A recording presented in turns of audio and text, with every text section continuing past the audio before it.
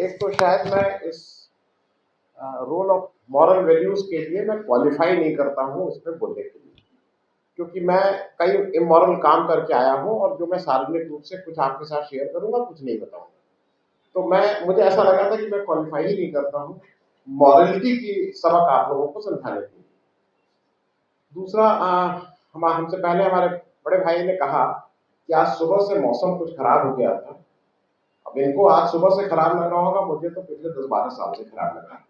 मैं इसलिए इस बात को कह रहा हूँ कि मैं पत्रकारिता से आ रहा हूँ और पत्रकारिता में लखनऊ लखनऊ नहीं, हिंदुस्तान का कोई भी पेपर हो, कोई भी समाचार पत्र हो, हिंदी, अंग्रेजी, उर्दू, इसमें से कुछ लोग पेपर निकालते भी होंगे या उससे जुड़े होंगे। हम जब पेपर निकालते हैं तो उस दिन सुबह ही एक बेमानी उसी दिन से शुरू करते हैं। आरएनआई में हम लिखते हैं कि हमारा पेपर का 1,00,000 प्रतियां छापते हैं 10,000। ये जो इस पेपर से जुड़ा है और जो अपने को पत्रकार कहता है वो इस बेईमानी का हिस्सेदार रहता है। तो पहली बात, ये इमोरलिटी की बात में इसलिए कह रहा हूं, मैं आपको क्या नैतिकता सिखाऊं। दूसरा, ये थोड़ी मैं हिम्मत की दाद देता हूं आप लोगों की, आप लोगों ने मुझे बुलाया, क्योंकि मेरा जनरली पास्ट रिकॉर्ड ये है कि मुझे दोबारा फिर बुलाया नहीं जाता है। मैं जिस सभा में जाता हूं तो लोगों को लगता है ये कहां से ये कमबख्त आ गया, तो मुझे ज्यादातर जगह दोबारा नहीं बुलाया जाता। ये उनका ट्रैक रिकॉर्ड बता दे रहा है। कुछ हिम्मती लोग हैं, एक आध बार और बुला लेते हैं, लेकिन अंत में क्योंकि बुलाने में सुनना पड़ेगा, सुनने की जरा दिक्कत है। मैं 2-3 चीजें बहुत संक्षेप में कहूंगा। एक तो मेरे हाथ में किताब आई है, मैं इस किताब में जो लिखा है मैं उससे काफी हद तक, और जो लोगों ने बोला है, मैं इत्तेफाक नहीं रखता। और मेरा मूल कारण यह है कि यहाँ पे सबने बताया कि महिलाओं को और घर के उनको क्या क्या लड़कियों को करना चाहिए। मैं इस ओपिनियन और इस ख्याल का नहीं। मेरे हिसाब से ये जो आधी आबादी पुरुषों वाली है, सारी ऐब, सारी इमोरलिटी और सारी गंदगी वहां पे है। और हम सुबह से शाम तक बताते रहते हैं कि हमारी बहन, हमारी माँ, हमारी बीवी, हमारी बेटी को किस तरह का व्यवहार करना चाहिए। अगर कोई वंचित है, अगर कोई दलित है, दलित का मतलब कास्ट के दलित पे मैं नहीं जा रहा हूं, दलित जिसके ऊपर कोई दूसरा उसको रूल करता, तो वो मेरे हिसाब से महिलाएं हैं, इररिस्पेक्टिव ऑफ रिलीजन। उसका, उस दलित, उस वंचित का ना कोई धर्म है, ना कोई कौम है और ना कोई उसकी जात है, वो किसी धर्म की औरत। डॉक्टर किशन पटनायक का नाम है, कल उनकी जन्मदिन था। वो हरदम एक चीज कहते थे कि लोग उनसे पूछते थे कि ये प्रेम विवाह जो है ये ज्यादा सफल नहीं होते हैं, अरेंज मैरिज बहुत अच्छी चीज है, वही सफल होती है। उनका कहना यह था कि प्रेम विवाह क्यों नहीं सफल होते हैं, उसका मूल कारण यह है कि लड़का और लड़की अपने को बराबरी के हक से एक दूसरे को देखते हैं, पसंद करते हैं और उसके बाद विवाह बंधन में बन जाते हैं। लेकिन जब शादी के बाकी दिक्कतें शुरू होती हैं तो लड़के को यह मानना होता है कि भाई तुम्हें तो ऐसे करना चाहिए था, अरे तुम्हें तो घर में बच्चे पालना है, मैं क्यों ये करूं, मैं तो थका आ रहा हूँ, भले ही वो दिन भर कैसे घूस लेना है इसकी जुगाड़ में पूरे दिन ऑफिस में लगा हूं कि कैसे घूस लेना है, कहां से लेना है, लेकिन वो ये एहसान जताए। अरेंज मैरिज में ये कहा जाता है, और हम कम से कम मैं जिस समाज से आता हूँ मैं उसकी बात कर रहा हूँ, ये कहा जाता है कि लड़की थोड़े अपने से ऊपर वाले घर में देनी चाहिए। ये समाज की एक बुराइयों की मैं बातें कर रहा हूँ कि ऊपर वाले घर में देनी चाहिए, नहीं, एडजस्टमेंट में आसानी रहती है, क्योंकि जब वो जाएगी तो वो मानसिक रूप से मानेगी कि मैं थोड़ा नीचे घर से आई हूं और ये ऊपर घर है तो मैं एडजस्ट करूं। ये हमारे और आपके घर में होता है, मेरे घर में भी होता है, मैं इसको पहला, हो सकता है आप लोग के घर में ना हो।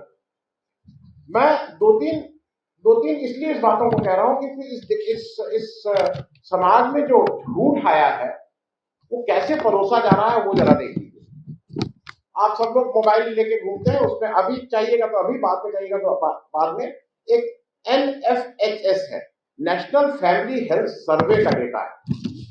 अब सोचिए, गवर्नमेंट ऑफ इंडिया, भारत सरकार ये डेटा उस सर्वे को करा रही है और अपनी वेबसाइट पे डाल रही है। क्या वेबसाइट पे डाल रही है कि हर जो भारत में ये जो सर्वे कहता है कि हर पुरुष के पीछे, 1,000 पुरुष के पीछे 1,022 महिलाएं हैं। ये तो किसी मेरे ख्याल में जो भी 8वीं 10वीं या 12वीं लड़का पास कर गया उससे पूछ लीजिए, इस देश में महिलाओं का अनुपात कम है, पुरुषों का ज्यादा है। उसके कारण अलग है, लेकिन हमारा एक एनएफएचएस का डेटा ये कहता है कि नहीं, इस देश में 1000 पुरुष के ऊपर 1020 महिलाएं हैं, और ये सरकारी आंकड़ा है। मतलब अगर झूठ भी बोलना है तो आंख में कुछ तो धूल मत झोंको भाई, ये क्या कर रहे हो। जो इसका सेंसस था 2011 का, वो मैं इसलिए आपसे ये बात कह रहा हूं क्योंकि मैं जहां ले जा रहा हूं वहां पे आप जब घर जाइए तो इसको सोचिएगा। 2011 का सेंसस हुआ, उसके बाद जनगणना नहीं हुई। उसमें पुरुषों की संख्या 62 करोड़ 37 लाख थी, और अब महिलाओं की संख्या 58 करोड़ 64 लाख थी। ये मैं सारे आंकड़े इसलिए देता हूं क्योंकि जब मैं आंकड़े देता हूं तो मुझे ये रहता है कि आज की तारीख में अगर आप बोल भी रहे हैं तो वो एफआईआर हो सकती है आपके ऊपर, और आपको बुला के पूछा जा सकता है कि आंकड़े कहां से आए थे। तो मैं 2011 जनगणना के आंकड़े दे रहा हूं। 3 करोड़ 73 लाख महिलाएं ऑफिशियली गवर्नमेंट ऑफ इंडिया कहती है कि कम है पुरुषों के मुकाबले। अब एक चीज और आपको बता दूं, 4 साल तक के बच्चे, 0 से 4 मतलब पैदा होने से, और अभी मैं कोख में जो बच्चे मर गए मैं उसकी बात नहीं कर रहा हूं, 0 से 4 साल तक के बच्चे इस देश में, और ये सब सरकारी आंकड़े बोल रहा हूं, 24 लाख लड़कियों की लड़कियां नहीं रही। मैं उसको हत्या मानता हूं, लेकिन आपको हो सकता है कि अपनी मॉरलिटी के लिए आप उसको कहिए नहीं, बची ही नहीं, 24 लाख बच्चियां नहीं बची। हर साल करीब 2,40,000 बच्चियां कि हम और आप मिलकर हत्या कर रहे हैं, समाज हत्या कर रहा है। रोज 658 और हर 2 मिनट पे एक किसी बच्चे की हम और आप हत्या कर रहे हैं। मैं ये इन बातों को क्यों आपके साथ कर रहा हूं। एक डावरी समाज का एक बहुत बड़ा वो है, और डावरी एक ऐसी चीज है जो सब कहते हैं हम नहीं कुछ लेते हैं, आपने अपनी मर्जी से दिया ये, और इसमें हिंदू मुसलमान क्रिश्चियन सिख ईसाई किसी में कोई नहीं, सबको किसी न किसी तरह से लड़की क्या घर से लाती है घुमा फिरा के, अरे वो अपनी लड़की को अपनी मर्जी से दी, हमने थोड़ी मांगा। तो शादी तब करेंगे क्योंकि नौकरी लग जाएगी, क्योंकि तब बोली अच्छी हो सकता है कुछ लोग गुस्सा हो गए चले जा रहे हो, वॉकआउट भी कुछ लोग कर लेते हैं, लेकिन मैं अपनी बात जारी रखूंगा जब तक आप या तो मुझे मार के यहां से हटा ना दें। मेरे पास 5-6-7 मिनट और है, मैं अपनी बात करूं। दिक्कत क्या है कि पहले एक चीज ये बता दीजिए, तय कर दीजिए कि दहेज या जहेज जो भी आप बोलते हैं डावरी, ये जुर्म है कि नहीं। अगर जुर्म है तो आप उसको घुमा फिरा के जैसे भी कहिए, वो जुर्म तो जुर्म है। मैंने इसलिए हत्या कर दी क्योंकि वो ऐसा कर रहा था, हत्या तो हत्या है। तो आप जुर्म करेंगे और फिर उसको जस्टिफाई करने की कोशिश करेंगे। एक तो चीजें मैं जैसे समझता हूं, जो महिला शादी करती है वो अपना परिवार, अपना समाज, अपनी रीति रिवाज छोड़कर नए परिवेश को अपनाती है। हिंदुस्तान के 2022 का नेशनल क्राइम रिसर्च ब्यूरो है, एनसीआरबी बोलते हैं, आप लोग भी गूगल कर लेंगे आपको मिल जाएगा।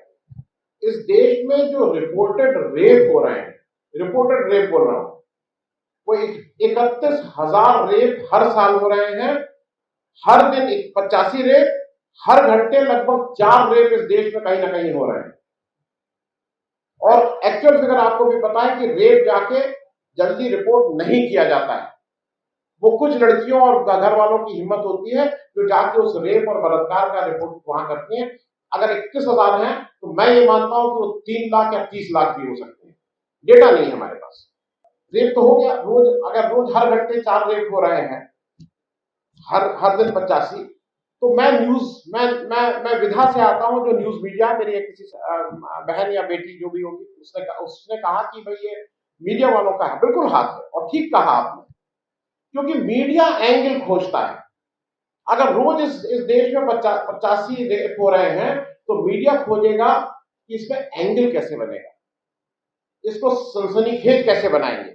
और सनसनीखेज बनाने का सबसे अच्छा एक हमारे जो इस समय का करंट नेता हैं उन्होंने दे दिया है, इसको रिलीजियस या कॉम्युनल एंगल दे दो। अगर रिलीजियस या कॉम्युनल एंगल दे दिया तब मामला चल जाएगा, लोग चटकारे लेके देखेंगे। अब और ये टीवी पे रोज पे डिबेट होने लगेगी, और उस डिबेट के फोकस में आप देख लीजिए क्या होगा।